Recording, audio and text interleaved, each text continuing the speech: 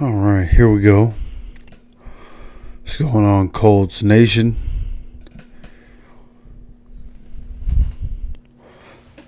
Here we go.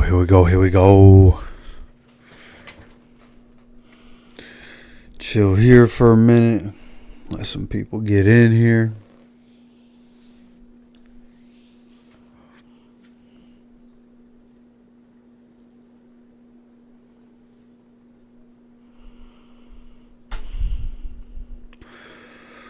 What's up? Oh,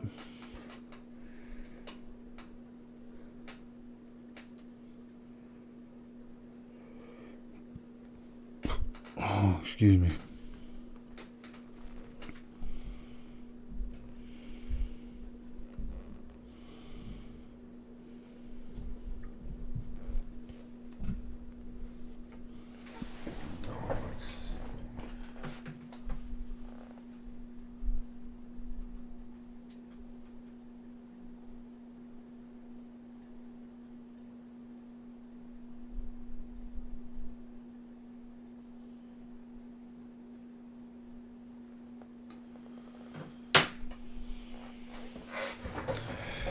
Michael, what's up, man? Yeah, I feel you. Honestly, there was definitely the side of me that didn't want to have to come on here and do this, right? Just tough loss today. Fought so hard to come back and to come up short the way we did. Soul crushing, as you could tell by the thumbnail. You know, that's just about how I'm feeling about it. Soul crushing defeat in Duval, and it's just unfortunate. A lot of good football today, though. A lot of crazy touchdowns in the 4 o'clock games. Don't know if you guys have been watching football. I wasn't watching it, but I was paying attention the entire time to all the different games. Fantasy teams are killing it this week, so a lot of my guys doing real well today. But, you know, unfortunately, Colts offense plays well, and we end up losing this game. KT, what's going on, brother? Appreciate you stopping by. And, of course, like, when you talk about this game, it's impossible not to just talk about the defense. Like that, the defense is clearly what everybody's talking about. It's what everybody wants to talk about. It's what everybody's gonna talk about, because the defense let up 38 points. 37 points. We just scored 34 points in a game. We only gave up 3 points off turnover throughout this entire game. 3 points off turnover, and we score 34 points and we lose.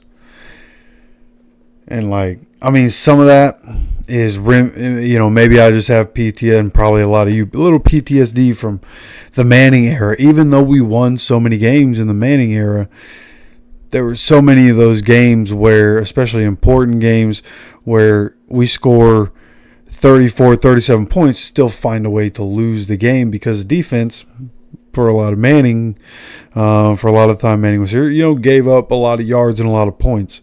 And, you know, so maybe there's just some of that creeping in for a lot of us. But I know, just looking at the numbers, I am somebody, when we first got Gus Bradley, I thought it was a good idea. I know there were people that criticized and talked about how he couldn't change. And I thought, you know, a couple years I thought a couple years of him, you know, stepping down as a head coach, taking a lesser role. I thought, hey, maybe he's just finding his groove. He's a guy that can't be a head coach. Maybe he can come back and figure it out as a defensive coordinator. Has failed to evolve. It's one thing. He has just failed to evolve all day long today during that game. Just letting them have whatever they want. We knew they were getting the ball out quick, and Gus didn't do anything about it. Okay, the pass rush couldn't get there even when, you know, Trevor Lawrence was holding on to the ball for a few seconds. pass rush still not getting there. We weren't blitzing until the very end, and when we did blitz, Trevor Lawrence was able to read it because, again, Gus Bradley, his defense, very predictable. So when you look at it, and listen, Gus Bradley, I understand Gus Bradley wants to have a rotation of guys and wants to have, the defensive line and rotate them. The secondary, he's rotating players. Listen, defensive line, a lot of injuries. Secondary has injuries, but in the secondary, we know who the better guys are. Jalen Jones, corners are going to get got in an NFL game, and he got for a big play today with Christian Kirk hit. I think it was Christian Kirk, the one that hit him with the double move, and Jalen Jones got beat down the field. But for the most part, Jalen Jones been playing really well. Also, you have Samuel Womack, who has played well last week, really well against the Steelers. And then coming into this game, Dallas Flowers is on the field more. Dallas Flowers is all we've seen of him throughout preseason and throughout the regular season so far. When we have seen, he's getting torched. Dallas Flowers is in a bad spot.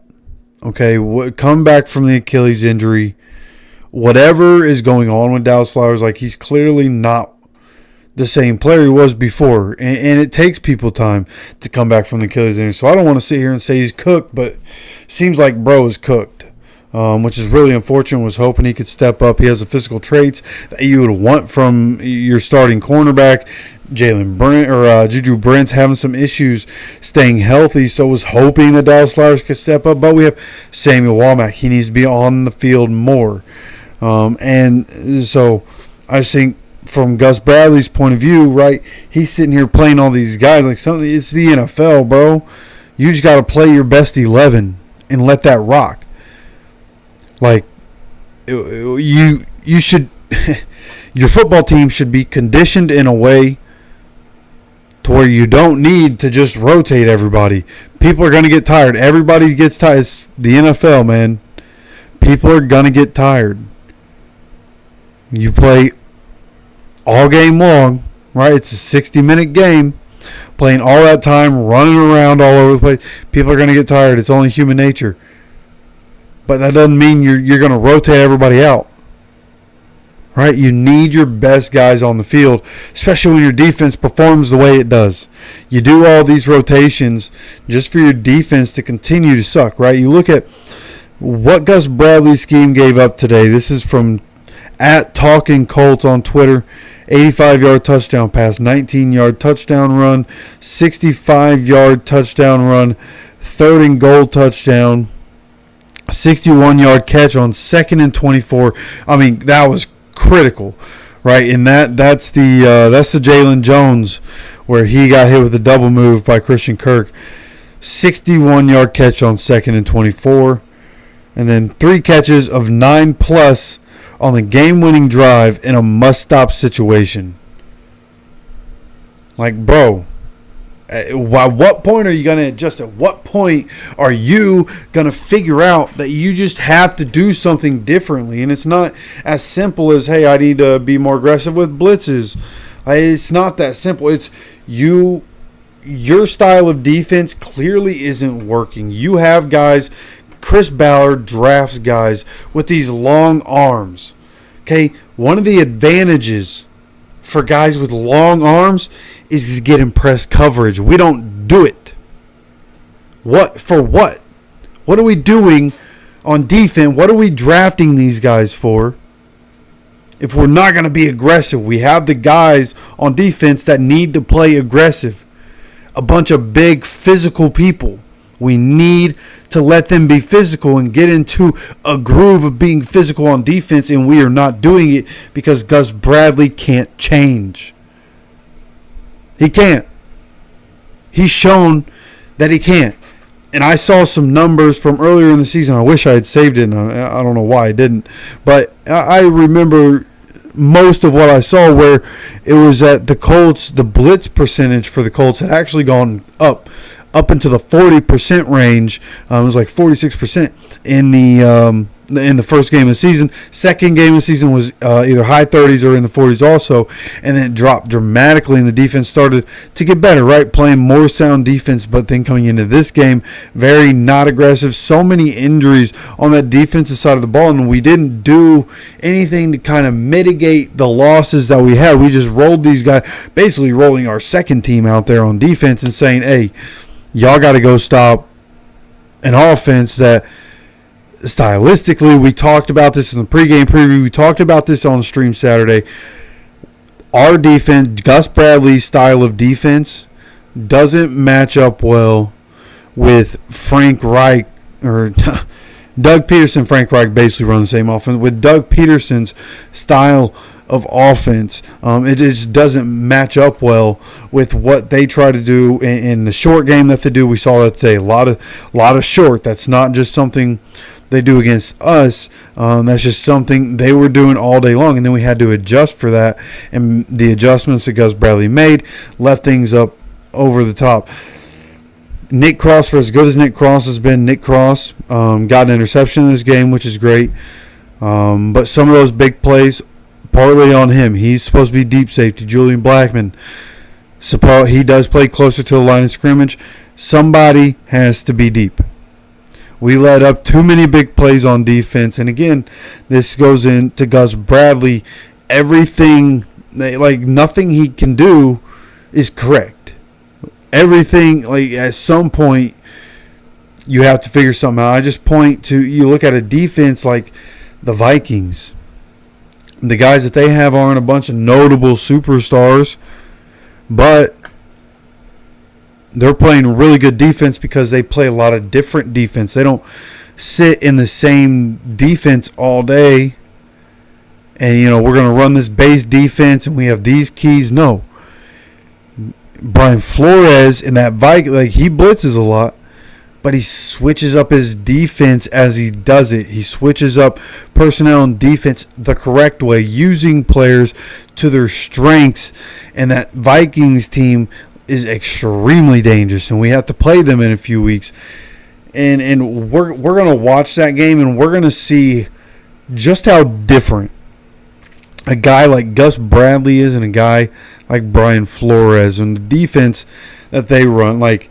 Gus Bradley is he's just beyond his time in the NFL. Maybe Bro can go to the UFL, I believe is what it's called now, formerly the XFL, and maybe he can do something there and help to try to develop players with good technique and how to run base defense, and how to dominate in a base zone defense, right, and help guys develop that way, right, because XFL and NFL, they do have a partnership, and it's basically supposed to be somewhat of a feeder system, and we've seen some guys come into the NFL now and have some success. So, it's possible. Gus Bradley, go down there, man. Go have fun. But what you need to do is get off the team that I root for, because you're making it harder than it needs to be. We can put up all these points every week, and it's not going to matter because the defense can't do it. Last week, we gave up, 14 points in the fourth quarter. This week, in the fourth quarter is 24. So we won the fourth quarter, 24-17. We scored 24 points in the fourth quarter. Defense can't stop a nosebleed. We give up 17 points in the fourth quarter, still find a way to lose. Just incredible. The Colts have allowed 1,046 passing yards in the last 3 weeks. Caleb Williams, Justin Fields, Trevor Lawrence, I believe all three set career highs in passing yards against us. Obviously, only one of those a rookie, but still his high for his career. But the others, a career high. Colts defense today gave up 37 points, surrendered 497 total yards, the Jags most since 2022, surrendered 8.7 yards per play, the Jags most since 1998, allowed Trevor Lawrence to set a career high in passing yards with 371. Gus Bradley defense points allowed since 2017, 3rd, 8th, 14th, 23rd, 26th, 28th, 28th, 28th through 5 games. Listen to those numbers again. From 2017, Gus Bradley's defense points allowed. 3rd, 8th, 14th, 23rd, 26th, 28th, 28th, 28th. When they talk about Gus Bradley becoming predictable, this is what they're talking about. Everybody knows what he's rolling out there, and it doesn't work anymore. You can have all the dogs you want on defense. That defense, it doesn't work. You can't play soft. Especially, again, because of the guys we have on D, we have so many big, physical, imposing players on the defense. You got to let these guys be physical, and Gus won't do it. Like, people harp on Chris Ballard. Oh, Chris Ballard's not doing good enough. I like a lot of the draft picks Gus Bradley or Chris Ballard gets. We just don't play a style of defense that caters to their strengths, which is partly on Chris Ballard, you could say, right? Should know his coaching, or maybe he just expects his coach at some point going to evolve and like use the players to their advantage. And I'm sure Chris Ballard is going to be loud and definitely a part of whether or not Gus Bradley goes either during the season or after the season. But again, if we let him go during the season, who takes over? That's a complicated situation. Probably going to stay here the entire season. We're just going to have to deal with him. We're going to have to hope that we can force some turnovers. That's really all that's going to save us. We have to get teams to force turnovers. Offense has to continue to put up points, and we just got to hope that we can make it. I think we're realistically right.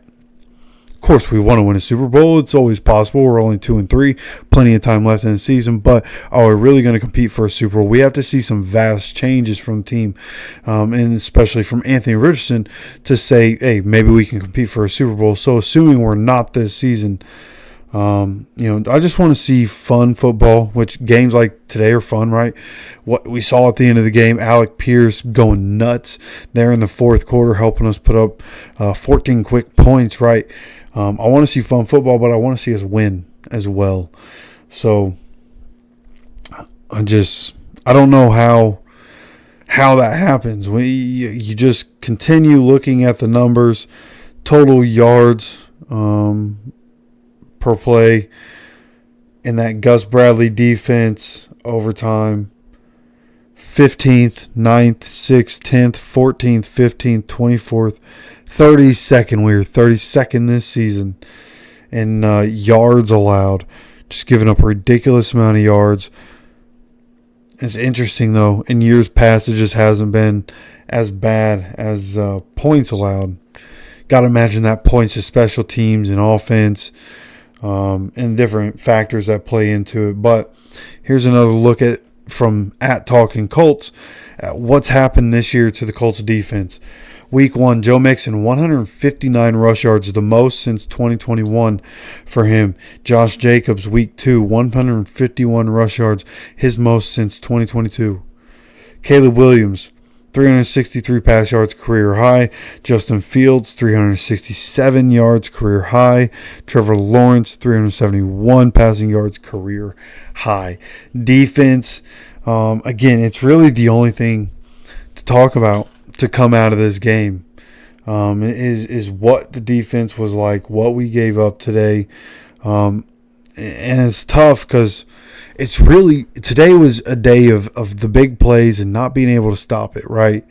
You look at it, we ran 69 plays. This was not what had typically happened this year. We ran 69 plays. Jags ran 57. Jags ran less plays because they had the explosive plays and the big touchdowns as well. That's definitely part of it. So when you really look at it, like, we had more time in possession, but they didn't need as many plays. They had more turnovers. They ended up with more yards, though, 497. We put up 447. Look at third downs. We held them to 3 of 10 as we were 7 for 14. There were different stats you could look at and point to in this game where we just dominated, and we should have been able to win this game 1 for 1 on fourth down. We had 13 drives. They had 12. We had an extra drive in this game and couldn't get the job done with what we had to work with. Now, again, what we had to work with wasn't ideal. Coming into it, we knew we had a lot of injuries, a lot of guys out, a lot of starters not playing right now, and we knew it was going to be tough. So I don't want to sit here and put excuses on it. You just have to look at that.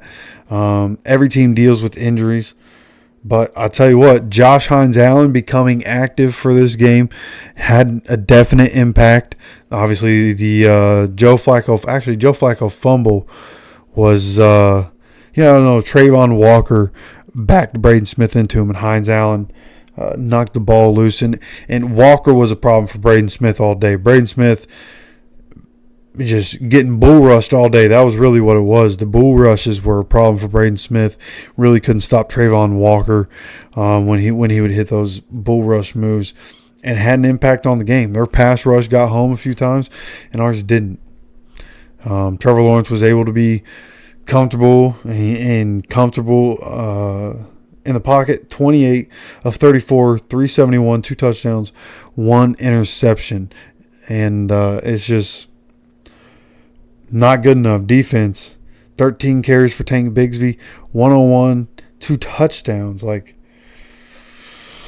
Just a tough day at the office for defense. And again, that's really the story. We've been sitting here 21 minutes. Whole thing's been about the defense. Defense just, something's got to give. And we continue to say something's got to give. But again, unfortunately, it's something we're going to have to deal with throughout the season.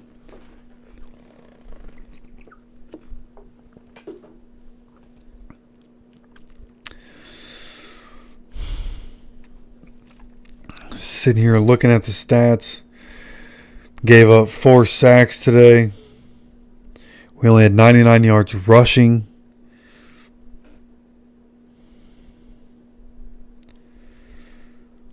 I mean, not the ideal game, but we didn't play a terrible game offensively. So that's really the takeaway. Joe Flacco, 33, 44, 359, 3 touchdowns. Conversation, of course, is going to pop up. Is Joe Flacco going to be the starter going forward for the Colts? Stop. When Anthony's ready to play, he's playing. But it's real nice to have Joe Flacco coming off the bench. All right, sit here, take some time. Go through chat. See you, Daniel, Paul, what's going on?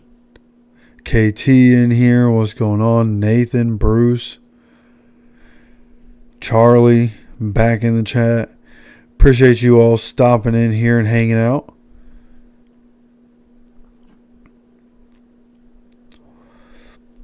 Really miss Kenny Moore today, yeah, no doubt.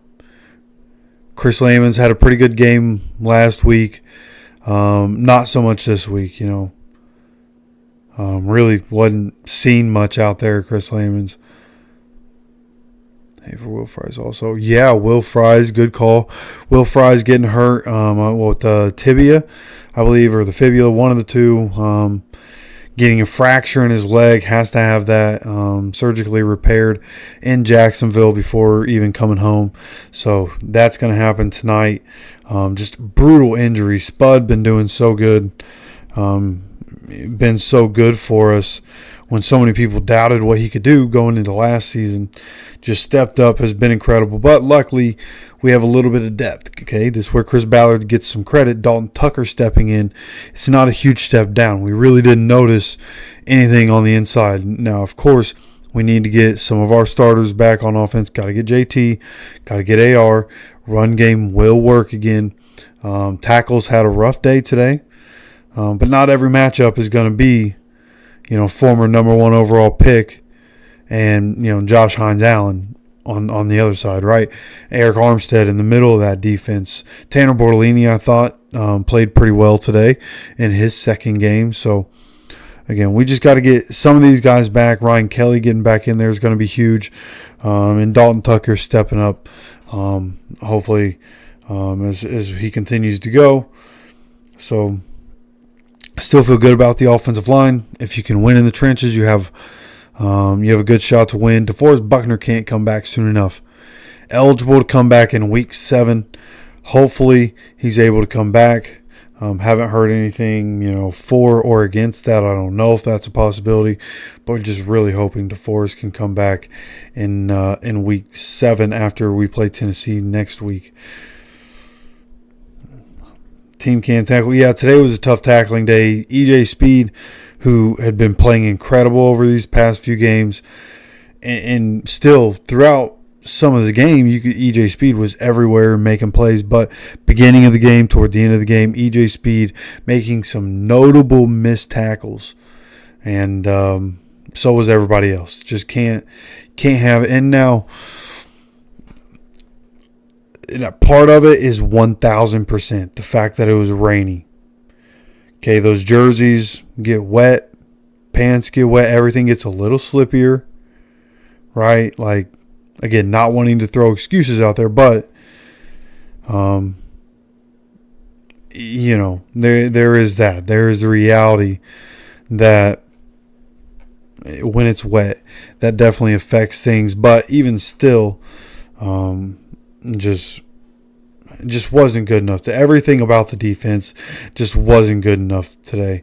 Michael, I saw a little while ago that you would put Mitchell afraid to get hit in the chat, and 100%. I've seen it over these past few games.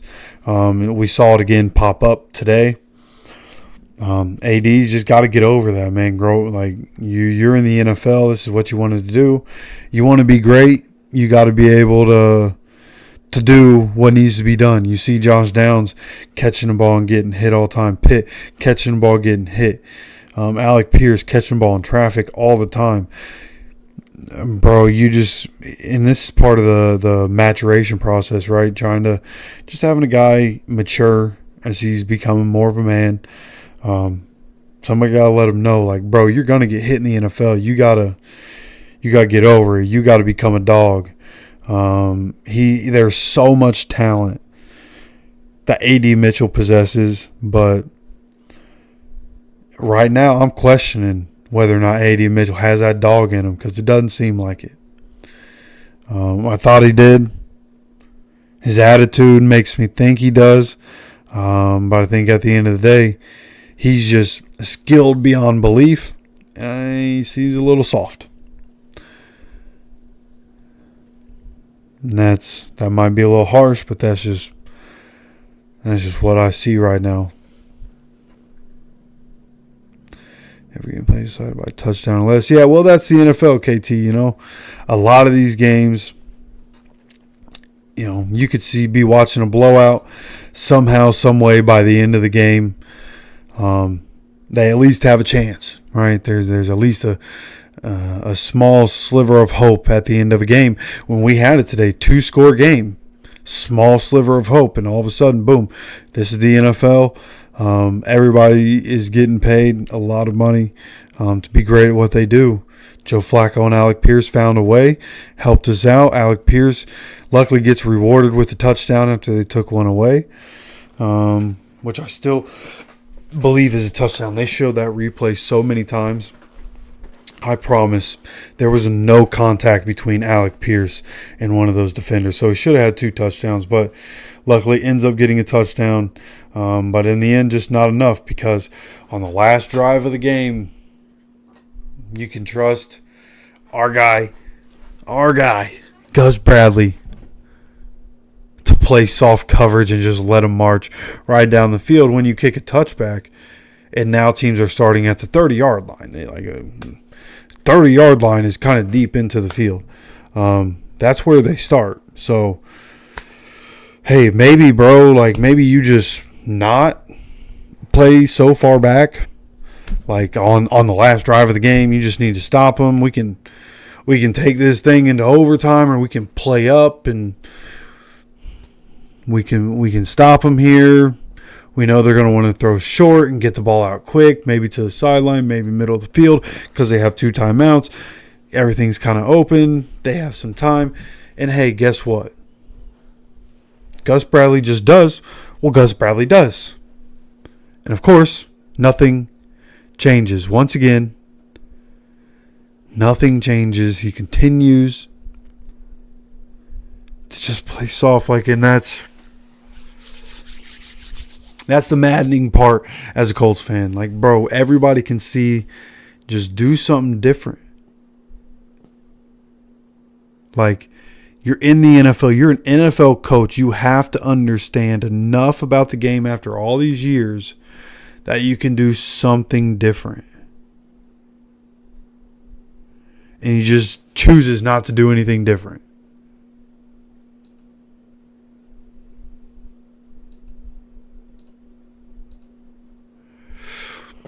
Donnie, appreciate you, brother.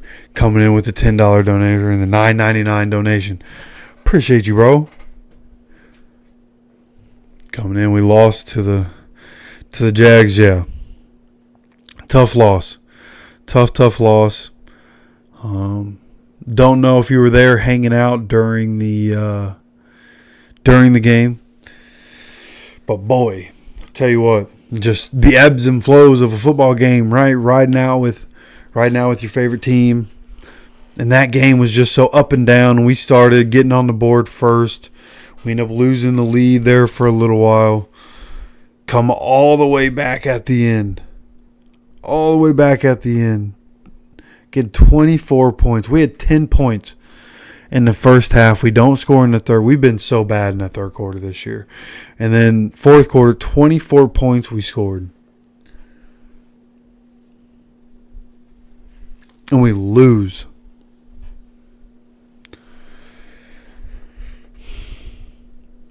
Unbelievable. He's taking that next step. He's lead. Alec Pierce. Yeah, Alec Pierce has been our best receiver, having two quarterbacks on the roster that can actually get him the ball and that know how to read a defense and can get him the ball on time and in stride. Alec Pierce has been phenomenal this year. It's great to see the development taking place and seeing him, getting open all the time. Part of that, Shane Steichen and his play designs. They showed the replay on the touchdown. Great play design. Did exactly what it was supposed to do. You're hoping to get that safety to bite up and Alec Pierce get wide open and just takes off around a guy with the speed that he possesses. So Alec Pierce looking phenomenal this year. Josh Downs looked really good as well. We finally figured out the receiving core secondary is just going backwards. Yeah, we figured out the receivers. I guess there's an element of that, right? Dallas Flowers taking a step back. The addition of Samuel Womack. Samuel Womack might be a long-term Colt. Think about what he's brought to us and what we've seen from him so far.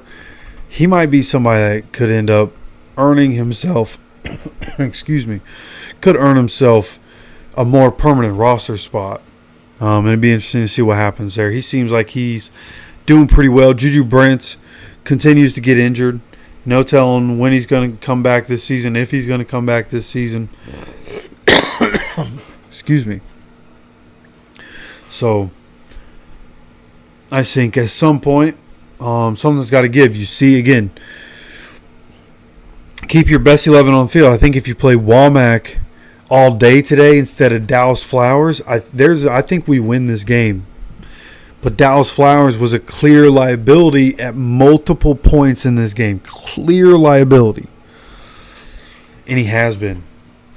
And I don't say that lightly. I was a Dallas Flowers guy. I was like, oh, Dallas Flowers is going to have a great comeback season from the Achilles. He's going to be able to do it. And just not able to get it done, man. He's been a big-time liability for us this year. To prove me wrong with Ballard and Gus are holding this team back. Yeah, I think it's more Gus holding this team back. I think the defense is a massive problem. Offensively, I think we have it pretty much figured out. We don't really struggle to score points. Even when we don't look good in a game, we find ways to score points. Defensively, again, I think we have a lot of dogs. I think Gus is a problem. A massive, massive problem. Okay, it's tough to sit here and be like, oh, it's all just the coach. It's only his fault.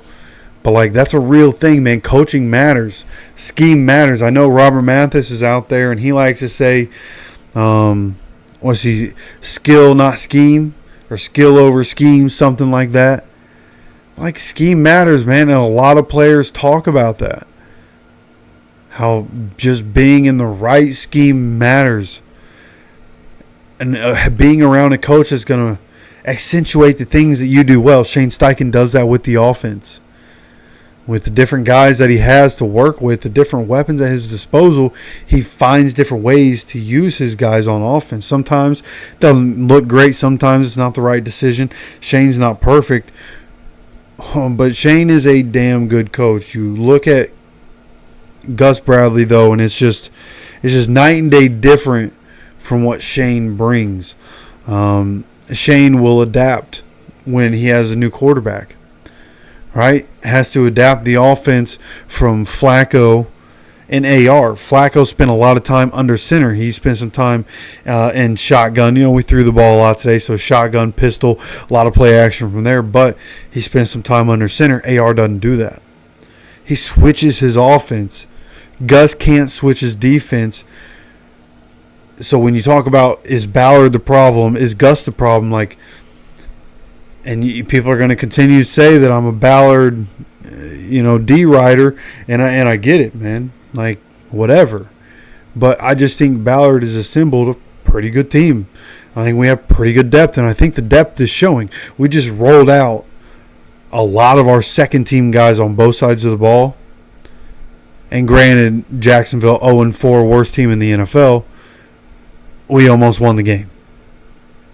Okay, and a lot of the guys are going to come back. Jonathan Taylor, Anthony Richardson, Ryan Kelly, DeForest Buckner, Tyquan Lewis. All these guys are going to come back. Kwity Paye, Kenny Moore, they're all coming back.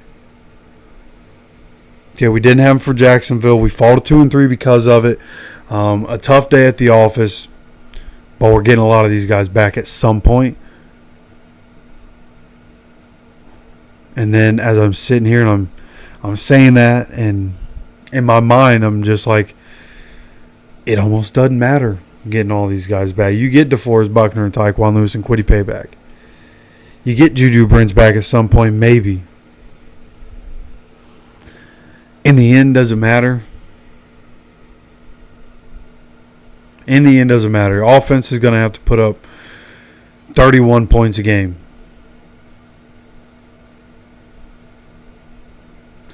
Tennessee things are good. Very loose.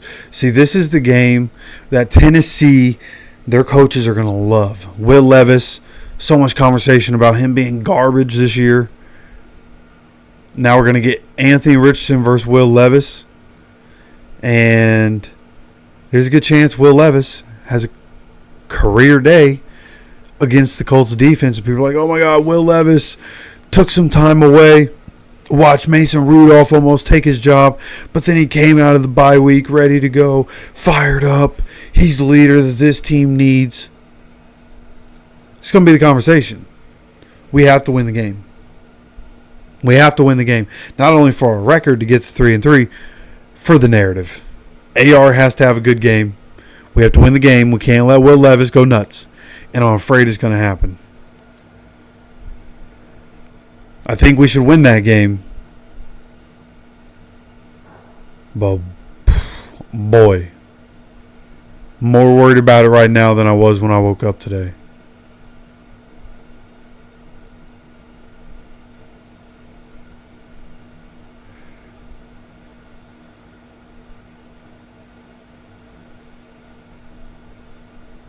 Should have been more prepared defensively, 1,000%.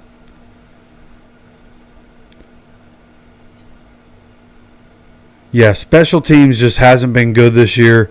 Not going to lie. Have never really liked our special teams guy. We lost Bubba Ventrone, which is huge. Don't really like our special teams coach, Brian Mason. I'm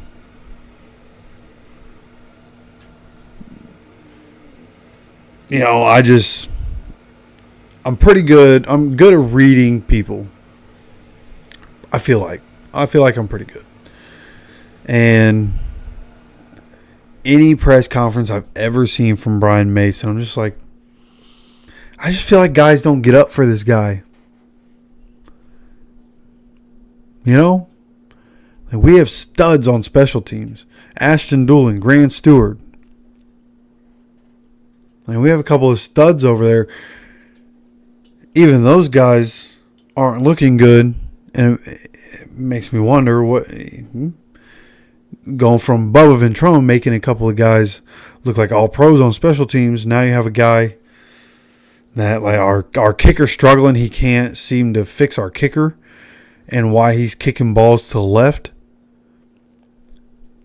Our coverage makes me nervous every time. So, yeah, special teams also a liability, which isn't great. And then, this is a team game. Just unfortunately more question marks than what I was hoping for. It seems that Shane is in a position where I feel like, again, the offense, for the most part, has it, dialed in and figured out. It's special teams and it's defense. He needs to rehaul those coaching staffs, in my opinion.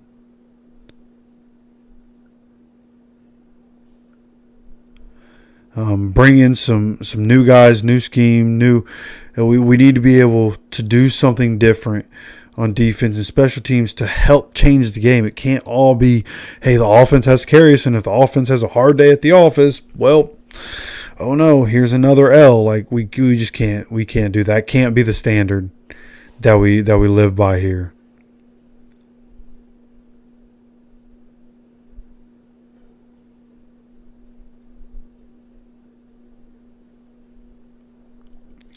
Nah, AD's just got to develop. We don't need to cut anybody.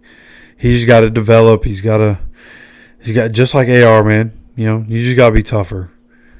Just got to be tougher. Understand this is the NFL. It's going to hurt, man. You decide to play football. Is what you signed up for.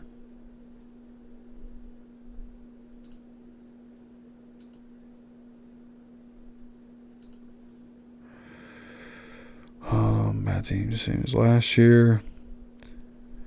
Defense played good first half. They got gassed in the end. Yeah, they gave up, touchdown after touchdown after touchdown after touchdown drive in the second half.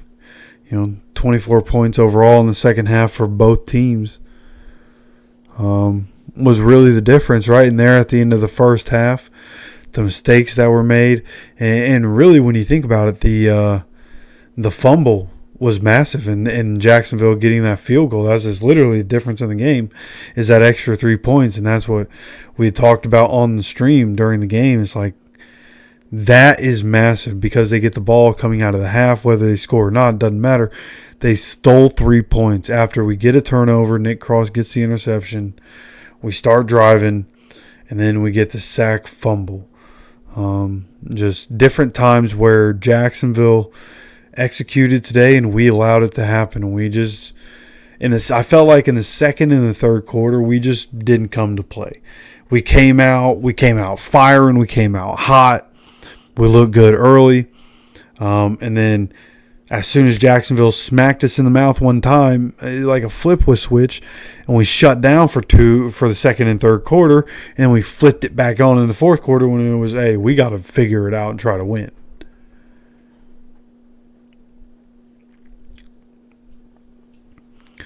Appreciate you all stopping in here, seeing some other names I didn't mention earlier. Marty hanging out in here. Again, Donnie, that donation. Appreciate you so much, brother. Young Empire in here. Bless you, dog. Appreciate you stopping by. Larry down here. Still reading through the comments, making my way down here.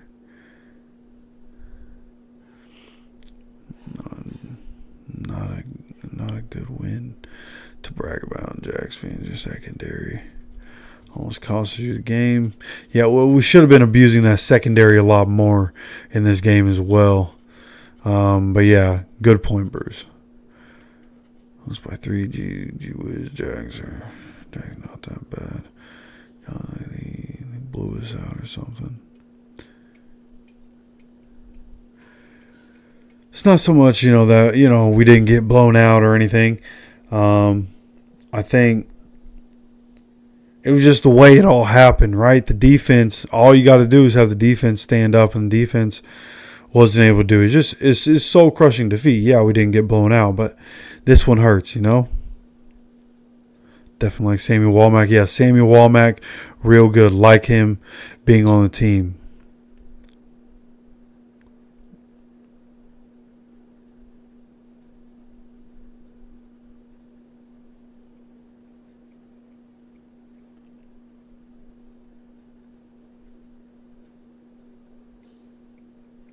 I think the Colts are done.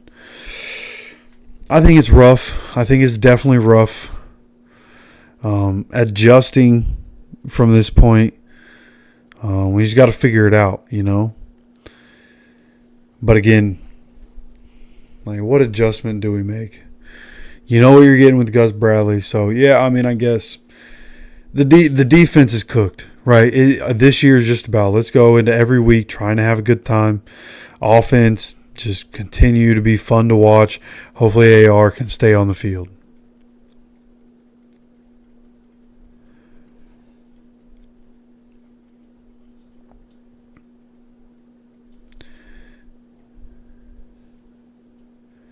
Come back to the same bad coach and scene on defense. So, yeah. Oh, okay, scheme, yeah. Yeah, 100%, yeah, just sticking with the same stuff.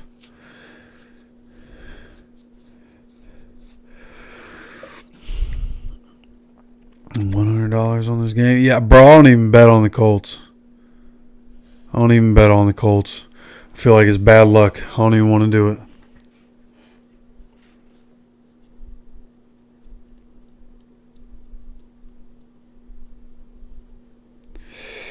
I think Frank didn't hold the players accountable. I think Shane holds the players accountable. Shane, as a head coach, like, think about last year, think about this year. We've had a lot of injuries both seasons. Already have a lot this year. A lot that he's had to deal with. Like, when you start digging into your depth like that, you're signing guys off the street and guys from the practice squad are playing on the active roster. Like, you're limited with what you can really do. So, I don't want to sit here and say that Shane doesn't hold guys accountable. I think we've seen examples of him holding guys accountable for different things, whether it's play on the field. Right, last year, right away, Deion Jackson ends up on a different football team because he fumbled the game away in week 1 against Jacksonville. Right, even with Jonathan Taylor out, Zach Moss, we didn't know what we were going to get from him. And he ended up being really good, so we didn't need Deion Jackson. But even that move, right? So Shane does hold people accountable. I see people say that sometimes. I just don't. Like, it comes down to what are you going to do if you fire Gus Bradley? We all think Gus needs to be fired, and there's a good chance it happens after the season. Who do we turn to if we fire Gus Bradley right now? And what do we do on defense? Do we change defense in the middle of the season? Do we keep rocking with the defense, but with somebody else calling the plays that's never called the plays before? Like what do we do? And that's what Shane has to think about. Like, what's he going to do if he wants to fire somebody? How does that mess with the morale of the team? And would it be better for the morale of the team? I don't want to sit here and just say it does. I think the defense likes the coach. I think there's definitely an element where some of these guys are absolute dogs, and they know they're absolute dogs, and Gus doesn't let them be absolute dogs, and I think that is a problem. I think there's less buy-in with Gus when the right plays aren't being called, or there needs to be an obvious adjustment, and Gus is telling everybody just keep playing your keys, make them make a mistake, keep everything in front of you, rally to the ball. I'm so sorry, excuse me. But Gus Bradley, obviously just a massive liability to have him. I just don't think any of the blame should be on Shane for what Gus does. But I think Shane, and I think this is a lot of head coaches, right? When you have a coordinator that seems to be an issue, like the Jets. The Jets obviously need a different offensive coordinator for who they have. They have a really good roster. They need an offensive coordinator. They're not going to get rid of Nathaniel Hackett right now and mess up the flow of what they're trying to do. They're going to try to figure it out with what they have. And the question is, right, will Nathaniel Hackett in that offense evolve? Well, maybe. What I know is that Gus Bradley will not evolve, which is what the conversation we keep coming back to. It's all about Gus Bradley, what we do on defense, and it's just not good enough. You can't play so soft all the time.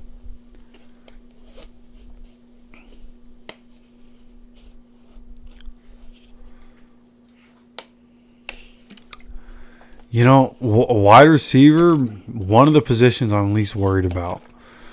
And I think it showed today. I think the receivers had a good day. I think you have AD. AD is immensely talented. He's just scared of the contact. He's got to get over that and be okay with catching a ball running into traffic. He's just got to be okay with that. But like his ability to get separation is incredible. So at the end of the day, like I feel good about the receivers. AD, Pierce, Josh Downs is incredible. Pitt is Pitt. Yeah, Pitt is Pitt. And yeah, I feel good about the receivers, honestly. I think having Anthony Gould as an inactive just shows the depth on the team. Each week and still rubbing out there. Flower still out there instead of Womack.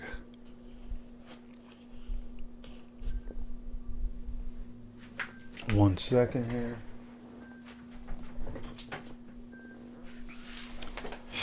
Take this phone call 1 second.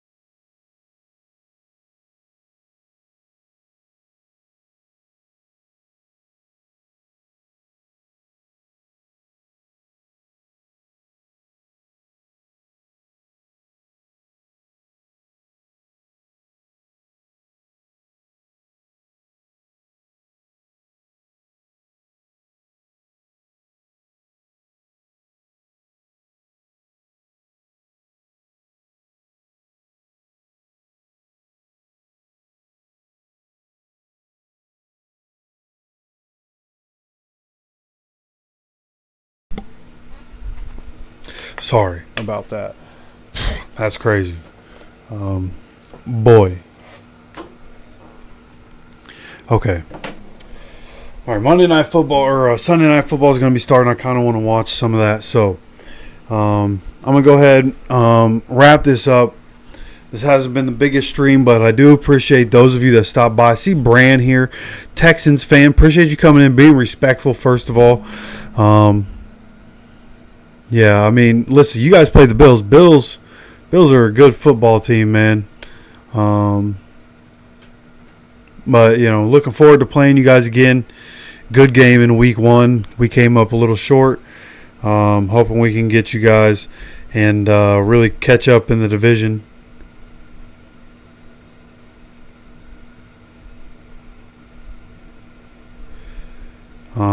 And try to keep up,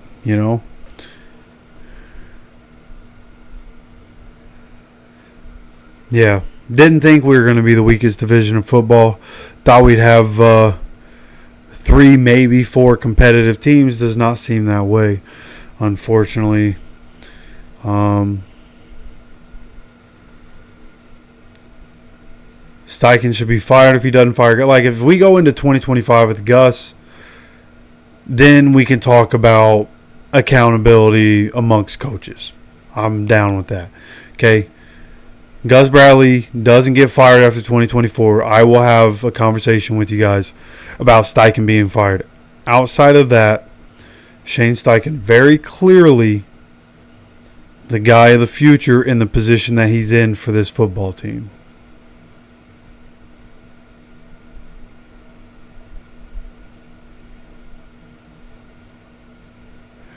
Shane isn't DLC's head coach. Gus isn't going to change anything unless Shane about to demand it. We keep blaming him. The boss seems to be okay with it. I think, okay, you say the bosses are okay with it. Ballard and Irsay let their coaches do their thing. And I like that. Okay, you hired these guys, let them do it, let them figure it out. If they don't, figure out if you need to replace them. I think that's the way to handle business. You get somebody, say, hey, I want to pay you to do this. Figure it out. I think you're good enough for this position. Figure it out. If they can't figure it out, then as a GM, as the big boss, figure it out. Find the right people. Or else the big boss, the owner, he's going to figure it out. So that's my thoughts on that situation. But again, going to go ahead and wrap this one up. Of course, it's been almost an hour, pretty much all about Gus. That's really it here. It's all about the defense today and what happened. So